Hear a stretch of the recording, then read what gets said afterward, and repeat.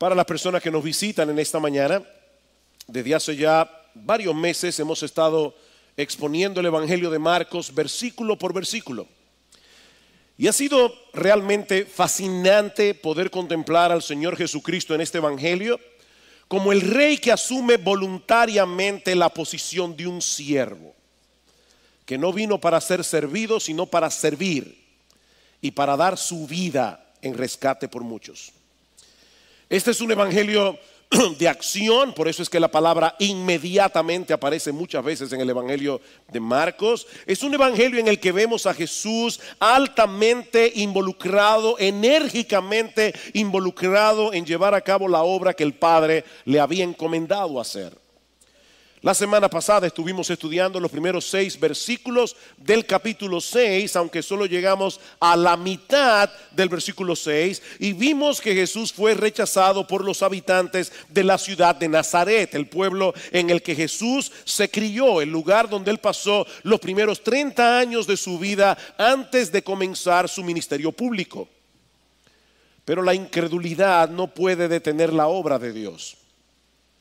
Y en el pasaje que estudiaremos en la mañana de hoy, a partir de la segunda mitad del versículo 6, no solo vemos que Jesús continúa predicando la palabra de Dios en toda Galilea, sino también que Él encomienda, Él encarga a sus discípulos para que sigan haciendo lo mismo que le habían visto hacer a Él desde el inicio de su ministerio. Y es importante señalar, mis hermanos y amigos que están aquí en esta mañana, que este pasaje marca una transición, marca un cambio extremadamente importante en el Evangelio de Marcos.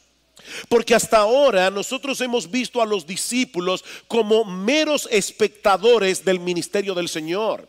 Pero ahora Jesús va a delegarles su poder, Jesús va a delegarles su autoridad para que ellos continuaran predicando como Él predicó, para que Él continuara haciendo las obras que Él hizo.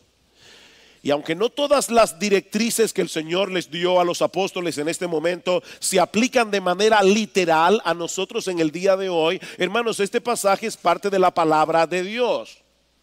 Y Pablo dice que toda la escritura es inspirada, ¿verdad? Toda la escritura es útil para enseñar, para redarguir, para corregir en justicia. Aunque veremos que algunas de estas directrices no aplican literalmente a nosotros en el día de hoy, hermanos, hay varios principios que se derivan de este pasaje, principios que todo cristiano debe aplicar en su propia involucración en el avance del reino de Dios. La gran comisión que el Señor dejó a su iglesia en Mateo 28 es para ti, mi amado hermano, es para mí.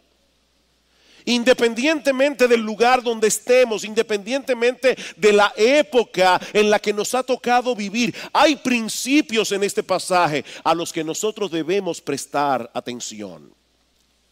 Si tú eres un creyente, si tú eres un siervo de Jesucristo, tú tienes que entender, mi amado hermano, mi amada hermana, que tú también has sido llamado por el Señor a involucrarte de alguna manera en el avance de su reino. Y si te sientes insuficiente para una tarea de esta envergadura, bueno, mi hermano, yo espero que el mensaje de hoy te sea de aliento. Yo espero que el mensaje de hoy te sea de estímulo, que tú salgas de este lugar deseoso de hacer lo que Dios quiere que tú hagas. Porque una de las cosas que nosotros vemos aquí en este pasaje es que Dios usa hombres ordinarios para hacer cosas extraordinarias. Dios se complace en usar hombres ordinarios para hacer una obra extraordinaria. Podemos dividir este pasaje en 3 encabezados. Y el primero lo encontramos precisamente en esa segunda mitad del versículo 6, donde Marcos nos presenta un resumen del ministerio de Jesús en Galilea. Dice, y recorría las aldeas de alrededor enseñando. Y la idea del texto, esta palabra alrededor, lo que significa es en círculo. La idea del texto es que el Señor hacía una especie de circuito de predicación y enseñanza a través de todas las aldeas, a través de todas las ciudades de Galilea, que era la parte más al norte de la tierra de Israel. Y aunque el Señor hizo muchos milagros durante su ministerio terrenal, mis amados hermanos, nosotros tenemos que insistir una y otra vez que el aspecto más importante del ministerio del Señor era la predicación y la enseñanza. La predicación y la enseñanza. Él viajaba a través de todas las ciudades y aldeas predicando el evangelio del reino de Dios, como vemos en Marcos 1, 14 y 15. Y nunca permitió que ninguna cosa se convirtiera en un obstáculo para él llevar a cabo esa tarea de predicar la palabra de Dios. ¿Recuerdan ustedes en Marcos capítulo 1 cómo Marcos nos narra que Jesús hizo muchos milagros en el día de reposo? Y dice la escritura que en un momento de la noche ya el Señor se fue a descansar, se fue a acostar, y al otro día todas esas personas que quedaron sin sanar volvieron a la casa. Y problema para los apóstoles, de repente Jesús había desaparecido. El Señor estaba teniendo comunión en secreto con su Padre Celestial. Y yo me imagino ya al apóstol Pedro. Pero ¿qué es lo que tú quieres que nosotros hagamos con toda esta multitud pidiendo ayuda? ¿Tú crees que este es el mejor momento para hacer el devocional? Todos te buscan, le dice Pedro. ¿Qué le dice el Señor? Lo siento mucho. Yo tengo que predicar la palabra, Marcos capítulo 1, versículos 38 y 39. Yo tengo que predicar la palabra en otros lugares porque para esto he venido. Esa fue la encomienda que mi Padre me dio. El Señor no era indiferente a los problemas humanos. El Señor no era indiferente a las enfermedades, no era indiferente al dolor. Pero mis hermanos, Él no había venido primariamente a sanar personas. Él vino a predicar el evangelio porque es a través de la predicación que Dios salva a los pecadores. De hecho, los milagros de sanidad que el Señor hacía no eran más que una manifestación de su compasión y misericordia, pero también una muestra tangible de su poder redentor que autenticaba el mensaje que él predicaba. Ahora bien, estas pocas palabras del versículo 6, de la segunda mitad del versículo 6, se leen tan rápido en nuestras Biblias que fácilmente nosotros podemos perder de vista lo que Marcos está describiendo aquí. Y recorría las aldeas de alrededor enseñando. ¿Qué tiempo lleva leer eso? Segundos.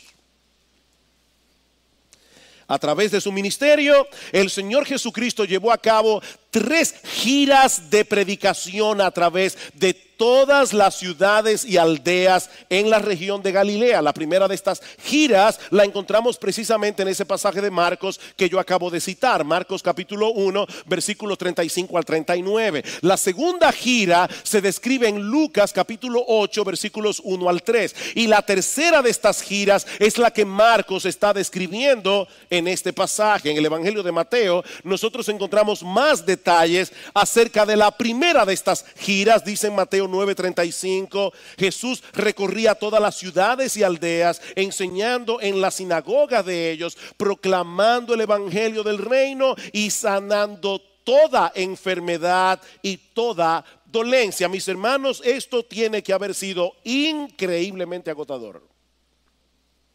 Estamos hablando de una superficie de 80 kilómetros de largo por 40 kilómetros de ancho. En otras palabras, 3.200 kilómetros cuadrados. Uno lo lee tan rápido ahí, ¿verdad?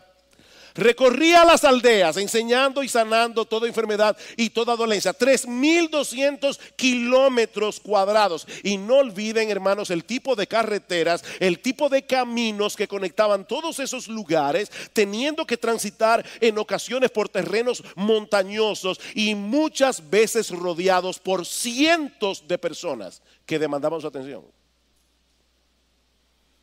Pero el Señor iba ciudad por ciudad, aldea por aldea, predicando el evangelio del reino, sanando a un montón de personas enfermas. Nazaret, Capernaum, Corazín, Betsaida, Caná, Tiro, Sidón, Betfallé, Betania, Gadara, Naín, Magdala, Tolemaida, Genezaret, Tiberías, Ramá, Cesarea de Filipo, Hazor.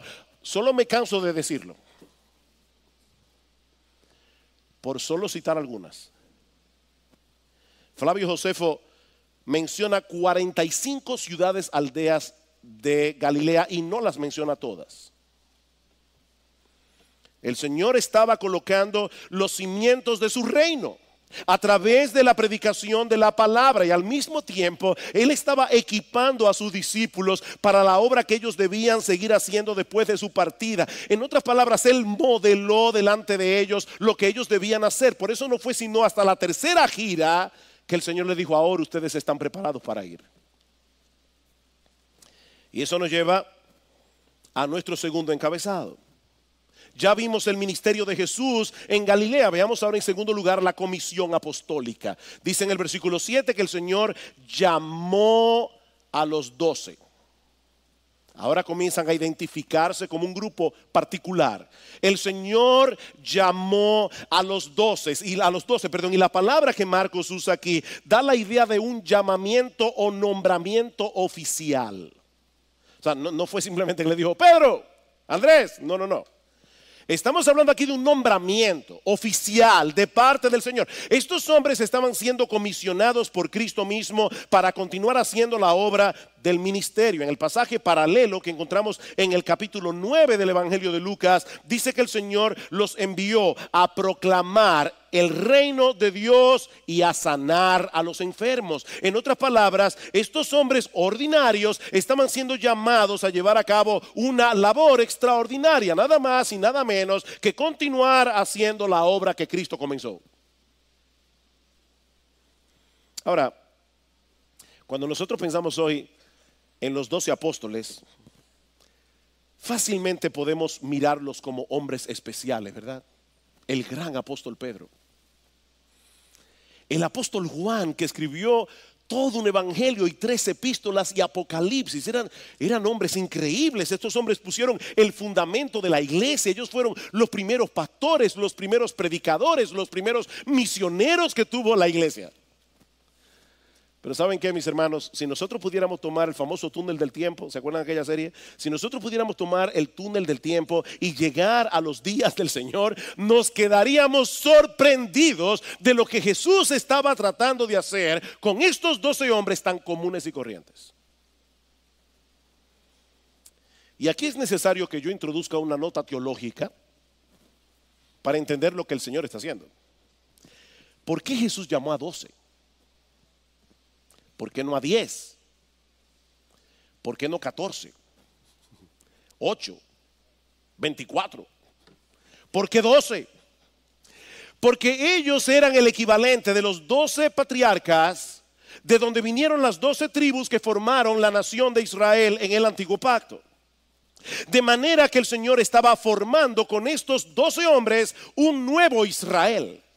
Él estaba formando con estos 12 hombres el Israel del nuevo pacto. Escuchen lo que dice el Señor en Lucas 22:29. Yo pues a ustedes, apóstoles, os asigno un reino como mi Padre me lo asignó a mí, para que comáis y bebáis a mi mesa en mi reino y os sentéis en tronos juzgando a las 12 tribus de Israel. Eso es lo que el Señor tenía en mente. Mis hermanos, lo que está sucediendo en este pasaje es un juicio. Es el juicio de Dios contra el Israel nacional por haber rechazado a su Mesías. Israel dejó de ser la nación de Dios, dejó de ser el pueblo de Dios para darle paso a un nuevo pueblo, la iglesia, formada por judíos y gentiles creyentes en el Señor Jesucristo. Y fueron los apóstoles, estos 12 hombres ordinarios, estos 12 hombres comunes y corrientes, fueron los que pusieron el fundamento de ese nuevo pueblo. En ese sentido, el ministerio de estos hombres es irrepetible, porque el fundamento de una edificación se coloca una vez y para siempre. Hoy día las iglesias están llenas de apóstoles, pero son apóstoles falsos. Ya no hay apóstoles. Nosotros somos una iglesia apostólica, Porque estamos fundamentados sobre el fundamento que pusieron los apóstoles. Somos apostólicos, no necesitamos más apóstoles. Pero ellos pusieron el fundamento. Sin embargo, hay aspectos del ministerio apostólico que se habrían de extender a través de todas las edades, como vemos claramente en la Gran Comisión. ¿Cuál fue la Gran Comisión? Y llevate el evangelio por todo el mundo hasta lo último de la tierra, y aquí yo estoy con vosotros todos los días hasta el fin del mundo. Era obvio que Cristo no estaba contando únicamente con los apóstoles para hacer esa obra. Así que el plan del Señor era formar un pueblo de hombres y mujeres que creyeran en Él, de toda tribu, de todo pueblo, lengua y nación. Y el único recurso con el que Él contaba para llevar a cabo una empresa tan ambiciosa eran estos 12 hombres ordinarios y todos los demás creyentes ordinarios que iban a ver en la historia de la iglesia, tú y yo. Ahora piensen en esto por un momento, mis hermanos, porque yo le oraba al Señor toda esta semana que me permitiera abrirles mi corazón como pastor y que ustedes pudieran ir más allá de la letra del texto, puedan ver el corazón de Jesús detrás del texto y que de alguna forma esto impacte tu corazón. Hermanos, piensen en esto. Esta obra comenzó con la predicación del más grande predicador que ha habido en la historia. A Spurgeon se le llama el príncipe de los predicadores. No, ese título le corresponde únicamente a él. Él era el príncipe de los predicadores, con el perdón de Spurgeon. Yo sé que Spurgeon estará de acuerdo conmigo. Nunca ha habido nadie que haya predicado como Jesús. Nunca ha habido nadie que haya hecho los milagros que Él hizo. Pero Él decidió soberanamente dejar en manos nuestras la continuación de su obra. Hombres y mujeres ordinarios haciendo una obra extraordinaria, y Cristo les dio instrucciones muy específicas que ellos debían seguir al pie de la letra y que contienen principios de enorme importancia para nosotros en el día de hoy. En primer lugar, ellos debían trabajar en equipo.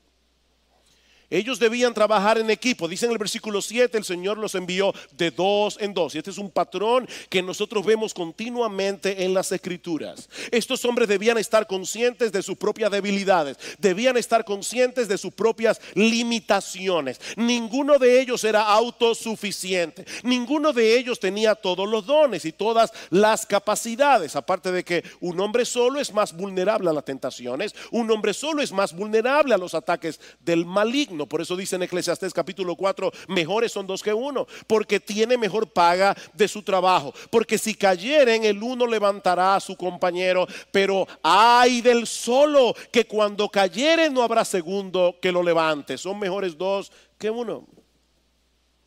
Y aún un hombre tan capaz, con tantos dones y capacidades como el apóstol Pablo, siempre trabajó en equipo. Pablo supo rodearse de hombres que trabajaron con él, aunque nosotros sabemos, mis amados hermanos, que trabajar con otros tiene sus dificultades, tiene sus retos. Los integrantes del equipo no siempre estarán de acuerdo, no siempre tendrán la misma perspectiva de cómo deben hacerse las cosas, y por eso es que muchos creyentes prefieren trabajar solos. Ellos son su propio equipo. Cristo no quiere que nosotros trabajemos así. Mis hermanos, es más que evidente en las Escrituras que tanto la santificación del creyente como la obra del ministerio es un proyecto de comunidad. Es algo que debe hacerse con otros, no en aislamiento. ¿Saben lo que eso significa, mis queridos hermanos? Que no hay estrellas en el equipo del Señor. No hay estrellas en el equipo del Señor. Todos tenemos una labor que hacer. Algunos serán más visibles que otros. En el cuerpo de Cristo a algunos les toca ser el dedo gordo del pie derecho, y a otros les toca ser nariz, ser boca. Todo el mundo los ve, pero no hay estrellas en el equipo del Señor. Todos somos portadores de un tesoro que el Señor ha decidido colocar en vasos de barro. ¿Saben para qué? Para que la excelencia del poder sea suya y no nuestra, como dice Pablo. En segundo lugar, ellos fueron enviados con la autoridad de Cristo mismo. Versículo 7, entonces llamó a los 12 y comenzó a enviarlos de dos en dos, dándoles autoridad sobre los espíritus inmundos. Wow. dándoles autoridad. En el versículo paralelo, en Lucas capítulo 9, versículo 1, dice, les dio poder y autoridad sobre todos los demonios. Sobre todos los demonios y para sanar enfermedades. Y uno se pregunta, ¿por qué eso es lo primero que se describe aquí? Porque el Señor quería que ellos supieran, y nosotros también, que el cumplimiento de la gran comisión iba a llevarse a cabo en medio de mucha oposición. De mucha oposición. Pero al mismo tiempo, mis hermanos, Cristo quería que ellos tuvieran la confianza de que ningún poder humano o sobrenatural podrá impedir el avance del evangelio. Ningún poder. Los demonios son reales, mis hermanos. Son seres personales de maldad. Son sumamente poderosos que se oponen a la obra de Dios con cada fibra, con cada átomo de su ser. Pero los apóstoles fueron investidos con un poder irresistible que estaba por encima de los poderes demoníacos. Y aunque ellos tuvieron manifestaciones muy particulares de ese poder y de esa autoridad, Pablo le llama a ciertas cosas que los apóstoles hacían señales de apóstol, eran particulares de los apóstoles. Lo cierto es, mis hermanos, que en 1 de Juan capítulo 4 versículo 4, y hablando de creyentes comunes y corrientes como tú y como yo, dice Juan, hijos míos, vosotros sois de Dios y los habéis vencido. ¿Saben por qué? Porque mayor es el que está en vosotros que el que está en el mundo. Es mayor. Todos nosotros somos más que vencedores por medio de aquel que nos llamó, dice Pablo en Romanos capítulo 8, versículo 36. Me encanta como lo dice uno de nuestros himnos, y lamentablemente no llamé a tiempo a Alberto para que lo cantara hoy. Pero el himno por fe dice, por fe la iglesia se moverá con poder del Espíritu de Dios, y las huestes del infierno no podrán dañar la obra de nuestro Dios. No podrán. Estamos en una guerra, mis hermanos. No podemos ir al campo de batalla como si estuviéramos en un picnic de escuela dominical. Esto es una guerra. De hecho, si ustedes notan este pasaje con cuidado, van a ver algo particular del Evangelio de Marcos. Y es que a Marcos le encantaban los sándwiches. No sé si lo han visto eso. Pero Marcos constantemente está usando una estructura de sándwich. Él está narrando la sanidad, la hija de Jairo que está muriendo, y luego la resurrección de la hija de Jairo cuando muere, y en el medio coloca a la mujer con flujo de sangre. Eso es típico de Marcos, y pasa lo mismo aquí. En Marcos capítulo 6, los versículos 7 al 13, él habla de esta comisión que el Señor le dio a los apóstoles, y luego más adelante, si ustedes van al versículo 30, dice, los apóstoles se reunieron con Jesús después que vinieron de allá, y le informaron sobre todo lo que habían hecho y enseñado, y él le dijo, venid, apartaos de los demás a un lugar solitario y descansad un poco. Así que este pasaje forma un sándwich aquí entre los versículos 7 al 13 y los versículos 30 al 32. Pero en el medio Marcos coloca aquella historia desagradable cuando a Juan el Bautista lo decapitan. Y recuerden lo que decíamos en el primer sermón de esta serie. Decíamos, los evangelios son biografías teológicas. Los evangelistas agruparon sus materiales con un propósito particular. El Señor quiere que nosotros recordemos que estamos en una guerra y que en algunas batallas de estas los siervos de Dios mueren. Tienen que dar sus vidas para que el evangelio pueda seguir esparciéndose por el mundo. Nosotros debemos fortalecernos en el Señor y en el poder de su fuerza y vestirnos de toda la armadura que Él nos ha provisto, como dice Pablo en Efesios 6. Tendremos que entender que no ministramos en nuestra propia capacidad por la sencilla razón de que no tenemos ninguna. No tenemos ninguna.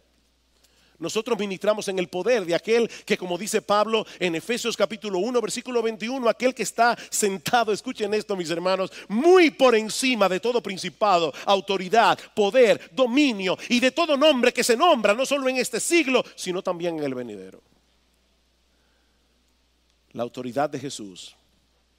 Ahora, esta directriz no solo nos habla de poder, nos habla también de compasión y de misericordia. No solo nos habla de poder, sino también de compasión y misericordia. Recuerden que el Señor les dio poder y autoridad sobre todos los demonios y para sanar enfermedades.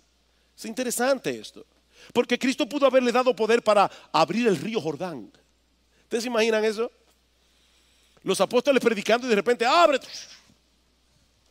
El Señor pudo haberles dado poder para que cayeran estrellas del cielo. Pero Él les dio poder para que mostraran compasión y misericordia hacia los necesitados. Y en ese sentido, el Señor Jesucristo colocó a los apóstoles en una categoría completamente distinta a la de los líderes religiosos de aquella época. Los fariseos, los escribas sabían de reglas, ellos sabían de leyes, pero no sabían nada de sufrir con el que sufre. Ellos no sabían nada de aliviar las cargas de aquellos que estaban en necesidad, pero Cristo quería que sus representantes, porque ellos eran sus representantes, Cristo quería que sus representantes no solo predicaran el mensaje correcto, sino también que fueran una extensión del corazón misericordioso y compasivo del Señor. Y eso es tan importante recordarlo en el día de hoy. Este fin de semana, como decíamos, en la oración, nuestras hermanas estuvieron participando de una conferencia titulada Viviendo la Misericordia. Viviendo la Misericordia. Pero ¿saben qué, amados hermanos de IBSJ? Esto no es algo que solo nuestras hermanas necesitan escuchar. Queridos hermanos, todos nosotros tenemos que seguir creciendo en esa área, porque hemos sido llamados, dice Pablo en Colosenses capítulo 3 versículo 12, hemos sido llamados a revestirnos de tierna compasión. Wow. Revestirnos de tierna compasión. Al llevar el evangelio a otros lugares, debemos proclamar que hay salvación en Cristo para todo aquel que cree, y al mismo tiempo tenemos que mostrar con nuestras obras que nosotros somos representantes de un Salvador bondadoso, de un Salvador compasivo. Oh, que el Señor nos ayude como iglesia, de verdad, hermanos, a crecer en misericordia. En tercer lugar, ellos fueron enviados con un sentido de urgencia y dependiendo únicamente en la provisión de Dios. Dice en Marcos capítulo 6 versículo 8, y les ordenó que no llevaran nada para el camino, sino solo un bordón, ni pan, ni alforja, ni dinero en el cinto, sino calzados con sandalias. No llevéis dos túnicas, les digo. De nuevo, esta es una directriz que el Señor le dio a los apóstoles en ese momento histórico. Porque en nuestro contexto nosotros no usamos ninguna de esas cosas. Ni bordón, ni sandalias. Bueno, el pan sí y el dinero también. Pero es lo único que se menciona ahí. Pero hay un principio general que está detrás de esta directriz. Un principio que está vigente para el día de hoy. Hermanos, nosotros si queremos hacer la obra de Dios con la energía, con la intensidad que se requiere, no podemos distraernos con las cosas superfluas de este mundo. El Señor le estaba diciendo, no carguen demasiado equipaje. Ustedes están en una labor, ustedes están en una misión. No se entretengan con las cosas triviales de esta vida. Mis hermanos, nosotros tenemos que estar dispuestos a despojarnos de todo aquello que se está convirtiendo en un estorbo para que nosotros hagamos lo que el Señor nos ha llamado a hacer. ¿Tú sabes lo que eso significa en tu vida? Yo sé lo que significa en la mía. Y si no lo sabes, órale a Dios. Órale a Dios. Que te muestre dónde está tu exceso de equipaje. Hay mucha necesidad en el mundo, mis hermanos. Y no tenemos el tiempo de gastar nuestras vidas en tonterías. El diablo no está jugando. Nosotros tampoco debemos jugar. Es lamentable, de verdad, hermano. Yo sé que muchos de ustedes no pueden venir los miércoles, lo sabemos, porque su trabajo no se lo permite. Hay algunos que estudian en la noche, es penoso, pero hermanos, el reporte de Salvador este miércoles era importante. Era importante. Hay hermanos nuestros que no están jugando a la iglesia. Hermanos nuestros que están en los lugares más peligrosos del mundo, porque ellos tienen la convicción de que si ellos no escuchan el mensaje del evangelio, no se salvarán y terminarán en el infierno. Y eso es algo que tiene que ver contigo y conmigo. No todos tienen que ir, pero a todos tiene que importarle. Todos debemos orar, todos debemos ofrendar, hermanos, hay mucha necesidad. Esto no son horas para perder el tiempo en trivialidades.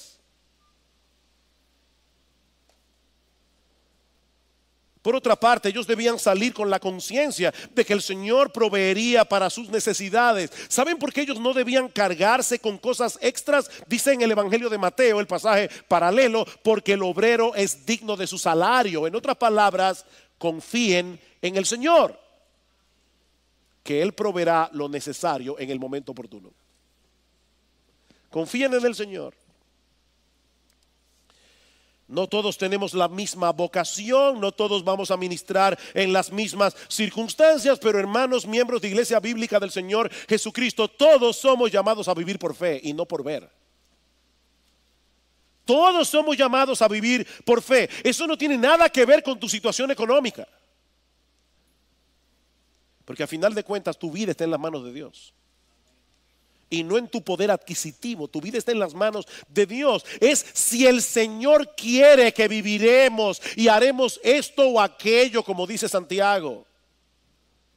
Si el Señor quiere, no si tu cuenta de bancos es lo suficientemente abundante, es si el Señor quiere. Nuestras vidas están en las manos de Dios y Él quiere que nosotros dependamos de Él para el avance del reino.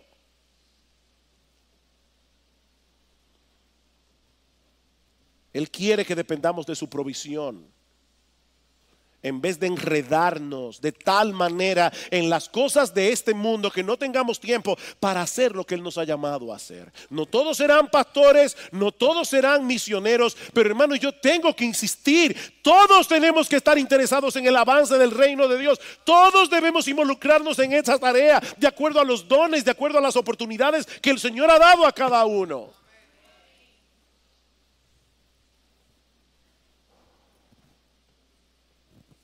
Fue muy amonestador escuchar ese reporte este miércoles. Y a veces a uno le da la impresión de uno mismo, de que estamos jugando a la iglesia. ¿Cuántos padres están orando de todo corazón, pidiéndole al Señor que sus hijos no quieran ser doctores, que sus hijos no quieran ser abogados, que sus hijos no quieran tener una buena posición económica? ¿Cuántos de ustedes están orando? Señor, yo quiero que tú pongas en mi hija, en mi hijo, un corazón misionero.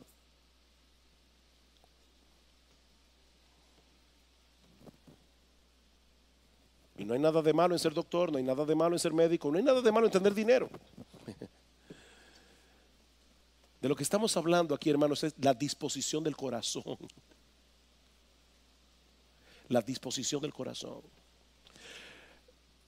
Es interesante notar que esta directriz particular que el Señor le dio a los apóstoles no era permanente, era temporal.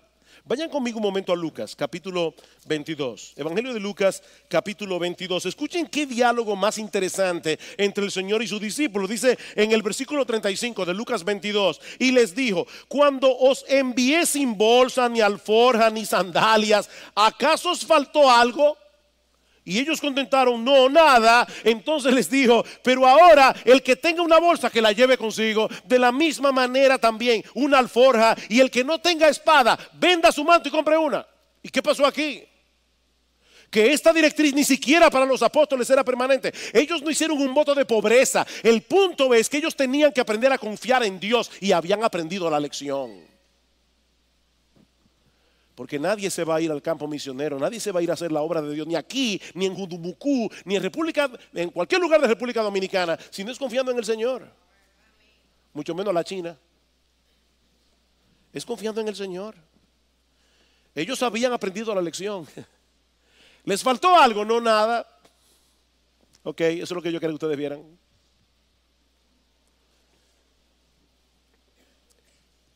En cuarto lugar, Ellos fueron enviados con la encomienda de enfocarse en su misión por encima de su comodidad. Versículo 10 dice: y les dijo, donde quiera que entréis en una casa, quedaos allí hasta que salgáis de la población. Recuerden, hermanos, que el Señor Jesucristo había llevado a cabo 3 giras de predicación a través de toda Galilea. Había personas que habían manifestado que favorecían el evangelio de Cristo, y por lo tanto probablemente en una cultura donde la hospitalidad era tan importante, muchas personas iban a abrir las puertas para que los apóstoles estuvieran allí.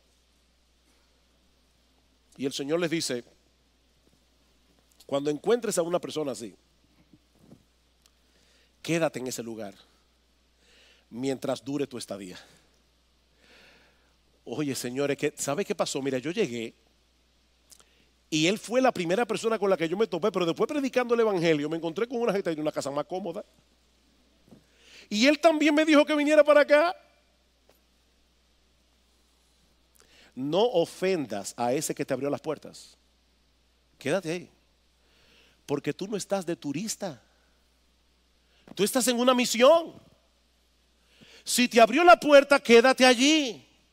En vez de perder el tiempo buscando otro lugar más cómodo, enfócate en la tarea que tienes por delante. Ahora, el Señor sabía que no todos iban a recibir el evangelio con un corazón abierto, y dice en el versículo 11: y en cualquier lugar que no os reciban ni os escuchen, al salir de allí, sacudid el polvo de la planta de vuestros pies en testimonio contra ellos. Me encanta ese texto. Cuando los judíos ortodoxos tenían que transitar por algún territorio gentil, cuando ellos salían de allí para volver a Israel, ellos se sacudían el polvo de los pies para no llevar de vuelta ningún vestigio de paganismo. Ellos no querían que la tierra santa se contaminara con el polvo de los pies de un terreno pagano, y por medio de esa acción ellos querían hacer notar que esas naciones estaban fuera de la influencia de la gracia de Dios. ¿Saben lo que el Señor está diciendo a los apóstoles aquí? Que el concepto de tierra santa ha cambiado. El concepto de tierra santa ha cambiado. Ya no depende de estar en Israel, ya no depende de estar en ninguna posición geográfica. Eso depende únicamente de la relación que nosotros tenemos con el Señor Jesucristo.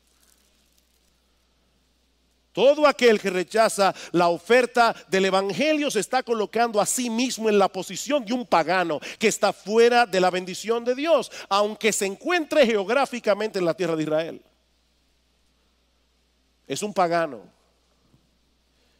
Porque hay un solo Dios y hay un solo mediador entre Dios y los hombres: Jesucristo, hombre.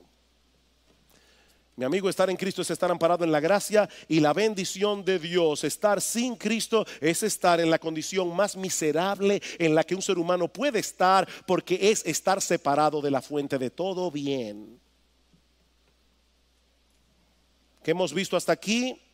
El ministerio del Señor en Galilea, la comisión apostólica. Veamos ahora, en último lugar y mucho más brevemente, el cumplimiento de la comisión. El cumplimiento de la comisión, versículo 12: y saliendo predicaban que todos se arrepintieran y echaban fuera demonios y ungían con aceite a muchos enfermos y los sanaban. En otras palabras, ellos hicieron exactamente lo que el Señor les ordenó que hicieran: predicar el evangelio, llamando a los hombres al arrepentimiento y al mismo tiempo mostrando con sus milagros la autoridad, el poder y la compasión de aquel que los había enviado. Ellos no trataron de ser ingeniosos, ellos no trataron de ganar un concurso de popularidad.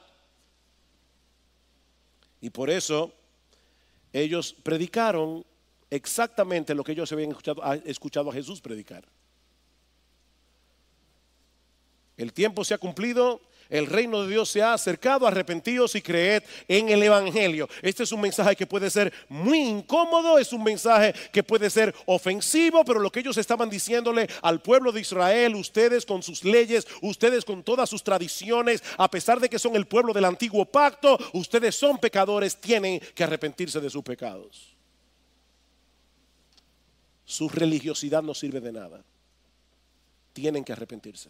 tienen que volverse a Dios. Tienen que venir con la disposición de divorciarse de su vida de pecado y confiar únicamente en ese Jesús al que nosotros anunciamos. No es por obras, es por gracia, es únicamente por medio de la fe.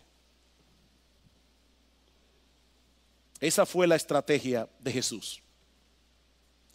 Escoger a 12 hombres para que estuvieran con él y para enviarlos a predicar, dice en Marcos capítulo 3 versículo 14. Eso era todo. Él escogió a 12 para que estuvieran con él. El Señor quería que estos hombres permanecieran a su lado, que ellos absorbieran un carácter y una visión ministerial. Esa es la esencia de lo que la Biblia llama discipulado. Discipulado. En Lucas 6:40 dice el Señor que el discípulo no puede ser mayor que su maestro, mas todo el que fuere entrenado, perfeccionado será como su maestro. Como bien señala Steve Lawson, la meta no era impartirles simplemente información, era producir en ellos una profunda transformación conforme al carácter del Señor Jesucristo. Cristo quería que estos hombres pensaran como Él, creyeran como Él, vivieran como Él, enseñaran como Él, oraran como Él y predicaran como Él. Ese era el trabajo. Vengan, yo quiero que ustedes estén conmigo. Y luego saldrán a predicar. Pero ahora lo importante es que estén conmigo. Para que luego esos mismos hombres se reprodujeran en otros que pensaran como Cristo, creyeran como Cristo, hablaran como Cristo, oraran como Cristo y predicaran como Cristo. Ese fue el plan maestro del Señor para llevar el mensaje del Evangelio hasta lo último de la tierra. En un mensaje anterior de esta serie compartimos una historia imaginaria que quiero recordar otra vez. El Señor muere, resucita y asciende a los cielos. Y según esta historia ficticia, claro, cuando Jesús regresa al cielo, los ángeles le preguntan si había terminado su obra. Y el Señor le responde que sí, que todo había sido consumado. Pero ¿ha escuchado el mundo entero acerca de tu nombre y acerca del Evangelio? No, responde el Señor. Entonces, ¿cuál es tu plan para llevar a cabo esa parte de tu obra? El Señor responde: yo dejé a 12 hombres y a otros seguidores que deben llevar ese mensaje hasta lo último de la tierra. Imagínense a los ángeles. ¿What? Los ángeles se quedan perplejos y vuelven a preguntarle: pero Señor, ellos conocían muy bien a los apóstoles.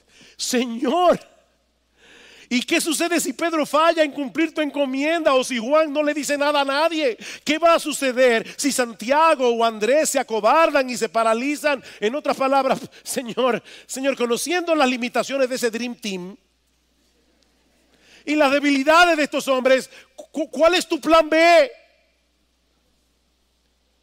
Y Jesús le responde: yo no tengo ningún otro plan. Yo no tengo ningún otro plan. Mis hermanos, esta es una historia imaginaria, pero la verdad que intenta comunicar es extremadamente importante. Dios no tiene un plan B para llevar el Evangelio de Cristo a todas las naciones. Su plan es llevar a cabo esa tarea a través de hombres comunes y corrientes, a través de hombres ordinarios, llenos de debilidades, llenos de limitaciones, exactamente como tú y como yo. No hay otro plan. Como bien ha dicho alguien, Dios pudo haber escrito el mensaje del Evangelio en las nubes para que todos lo leyeran, o dejar caer Biblias del cielo. Él puede hacer eso. O enviar a un grupo de ángeles alrededor de la tierra que proclamaran su palabra. De hecho, Él pudo haberlo hecho con su propia voz para que todos escucharan. Pero no lo hizo. Él decidió soberanamente colocar ese tesoro en vasos de barro para que la excelencia del poder sea suya y no nuestra. Él decidió usar hombres y mujeres como tú y como yo.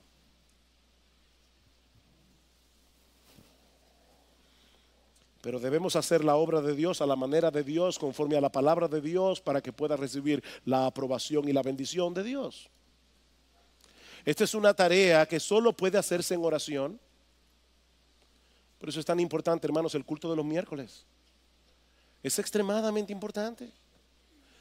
Esta es una tarea que solo puede hacerse en total dependencia de Dios. Esto es una tarea que requiere una vida enfocada, hermano mío, hermana mía. Esto requiere que cada miembro de Iglesia Bíblica del Señor Jesucristo enfoque su vida.